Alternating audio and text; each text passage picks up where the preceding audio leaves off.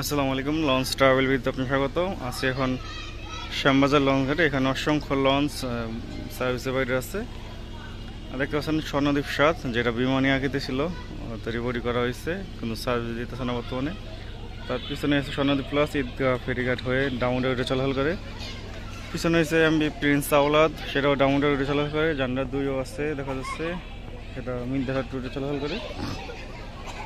আর বগদাদিয়া নয়, এটা চর ভৈরবী রুটে, কিন্তু সার্ভিস বন্ধ আছে যেহেতু যাত্রী সংখ্যা কম চাঁদপুর রুটে। আর চর ভৈরবী রুটও বন্ধ আছে। বগদাদিয়া ১৩ চলাচল করে চাঁদপুর পর্যন্ত। পিছনে আছে কালীগঞ্জ ইলিশা রুটের এমবি ইয়াদ, ঘোষেরহাট রুটে চলাচল করে, বর্তমানে রোটেশনে চলাচল করে। আলারাফ ৭ তো ঈদে সার্ভিস দিয়েছিল লালমোহনে, আর বর্তমানে সার্ভিসের বাইরে আছে। পিছনে আছে অভিযান ৭ মুলাদি রুটে চলাচল করে। আর এই লঞ্চের পিছনে অনেকগুলো লঞ্চ রয়েছে, দেখা যাচ্ছে না। তাসরিফ এক রয়েছে মনপুর হাতিয়া রুটের, আপাতত সার্ভিসের বাইরে আছে। মিতালি ৭ রয়েছে চাঁদপুর রুটের, মিতালি ৭-এর বদলে মিতালি ৫ চলে চাঁদপুর রুটে রোটেশনে।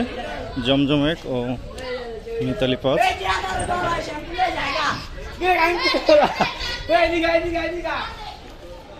ভান্ডারা রুটের নিউসন ১০ রয়েছে, পিছনে রয়েছে মিতালি ৪। নিউসন ১০ আবার চরমনাই বা ঈদে দেখা যাবে, এর আগে দেখা যাবে না ভান্ডারা রুটে। আর গলাচিপা রুটের বাগেরহাট ২, এবার ঈদে গলাচিপা রুটে চলাচল করে নেই। সে উপরে আবার বিভিন্ন রুটে দেখা গেছিলো। পিছনে আরও কয়েকটা লঞ্চ রয়েছে, দেখা যাচ্ছে না।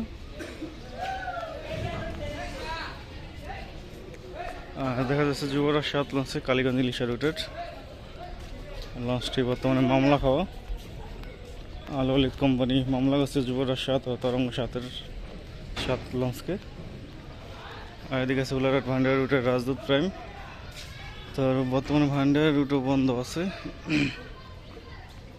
আর অথই ৩ দেখা যাচ্ছে ঘোষেরহাট রুটের, মানে আমতলী রুটের ব্যানার লাগাইছিল, কিন্তু আপাতত বন্ধ আছে। তো অথই ৩-এর বদলে অথই ১ চলতেছে। সাথে আছে তরঙ্গ ৭ ইলিশা রুটের, বেশ ভালোই সার্ভিস দিচ্ছিল, কিন্তু ললিত কোম্পানি মামলা করে দিচ্ছে। পিছনে রয়েছে কালীগঞ্জ ইলিশা রুটের কর্ণফুলি ১, কর্ণফুলি সিরিজের সবচেয়ে ছোটো লঞ্চ। আরও কয়েকটা লঞ্চ রয়েছে পিছনে। তো এই ছিল আজকের মতো ভিডিও। এতক্ষণ সাথে থাকার জন্য অসংখ্য ধন্যবাদ।